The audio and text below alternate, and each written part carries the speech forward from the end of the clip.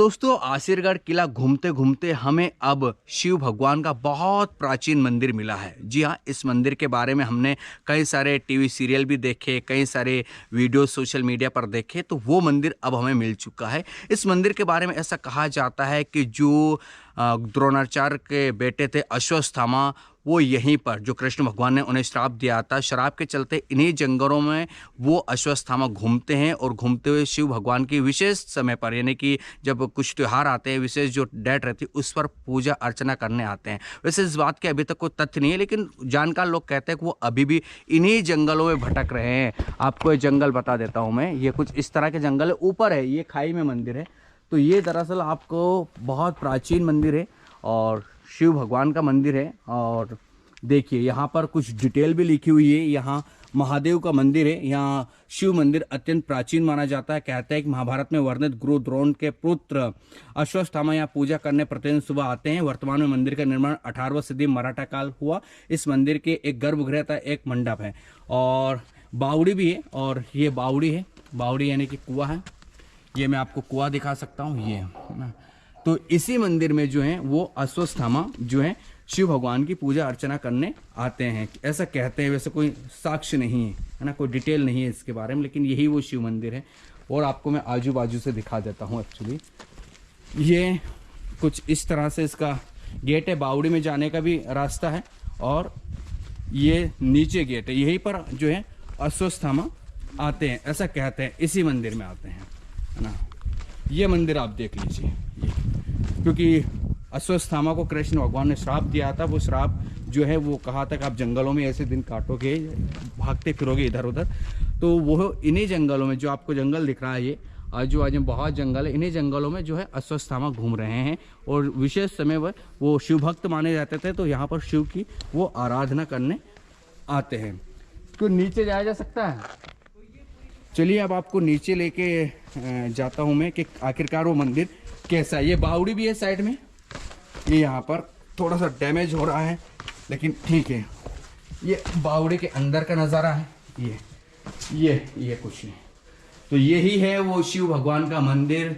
देखिए नंदी जी हैं वहाँ पर और अंदर जो है शिव भगवान की प्रतिमा है, उनका शिवलिंग है कह सकते हैं। ये बावड़ी है। इस बावड़ी में जो है ऐसा कहते हैं कि मराठा काल में इसका निर्माण हुआ था। लेकिन नीचे देखिए दरवाजे बने हुए हैं, यानी कि अंदर ही अंदर ये जो किला है ना, इसके अंदर ही अंदर है ना, मतलब कह सकते हैं बहुत कुछ है जिसके बारे में अभी तक जाना भी नहीं जा सका है। लेकिन बहुत कुछ डिटेल में जानकार लोग बताते हैं कि इसके नीचे वो चीज़ें हैं जो कोई कल्पना भी नहीं कर सकता। ये यहाँ पर इसी मंदिर में, एक्चुअली इसी मंदिर में अश्वत्थामा आते हैं। ये देख सकते हो, ये बिल्कुल ऐसा बना हुआ है। तो गाइज हम तो दावा नहीं कर रहे हैं कि अश्वत्थामा जो है वो यहीं पर पूजा अर्चना करने आते हैं, अभी भी जंगलों में भटक रहे हैं, लेकिन जानकार लोग बताते हैं, तो हम उनकी बातों को आपके सामने रख रहे हैं। तो चलिए दोस्तों, अब हमने वो मंदिर भी देख लिया है, महादेव का मंदिर, जिसमें अश्वत्थामा आते थे पूजा करने, अभी भी आते हैं। अब आपको दूसरी चीज़ दिखाएंगे। तो दोस्तों आप सभी को पता होगा कि श्री कृष्ण भगवान ने अश्वत्थामा को श्राप दिया था। अश्वत्थामा कौन थे? गुरु द्रोणा के पुत्र थे। उन्हें श्राप जब मिला था तो दरअसल कृष्ण ने कहा था कि आप जंगलों में भटकते रहोगे ऐसे।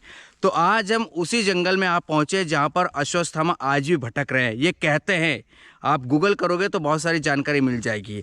यहाँ पर जो ऐसा भी कहा जाता है कि अश्वत्थामा इन्हीं जंगलों, मेरे पीछे आप देख सकते हो, इन्हीं जंगलों में भटक रहे हैं। और ये जंगल दरअसल बुरहानपुर से 20 किलोमीटर दूर हैं, आसिरगढ़ किले में मौजूद है। जी हाँ, हम आसिरगढ़ किले के जस्ट ऊपर खड़े हैं। आसिरगढ़ का जो किला है वो ज़मीन के नीचे है। तो मैं आपको वो जंगल दिखा देता हूँ। ये वही जंगल है जिसमें अश्वत्थामा भटक रहे हैं। जी हाँ, ये आप देख सकते हो, यहीं पर जो है अश्वत्थामा अपना श्राप अभी तक भोग रहे हैं। नीचे और भी ज़्यादा जंगल है, लेकिन ऊपर ये जो है ये आसिरगढ़ का किला है। और आसिरगढ़ के किले के जस्ट हम कह सकते हैं ऊपर खड़े।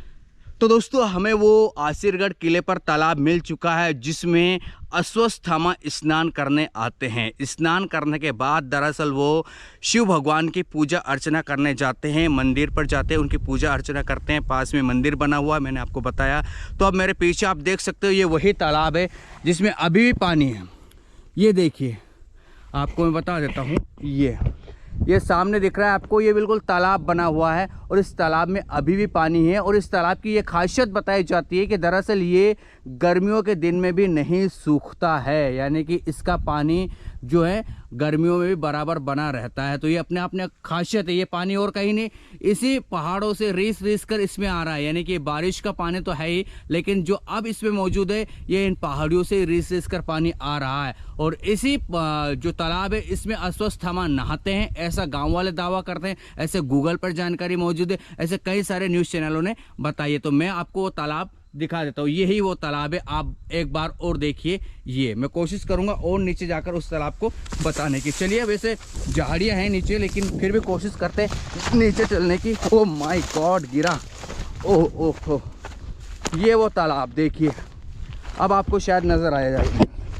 ये है वो तालाब, ये नीचे बना हुआ और इसमें पानी भरा हुआ है, यही वो तालाब है।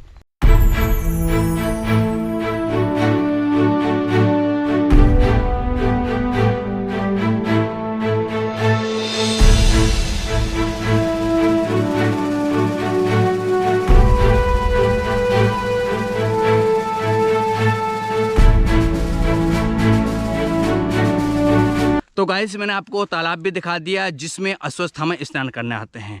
कैसी लगी ये जानकारी मुझे कमेंट सेक्शन में ज़रूर बताना। अब निकल रहे हैं हम आसिरगढ़ किले से। जी हाँ, और ये तालाब आसिरगढ़ किले में ही मौजूद है।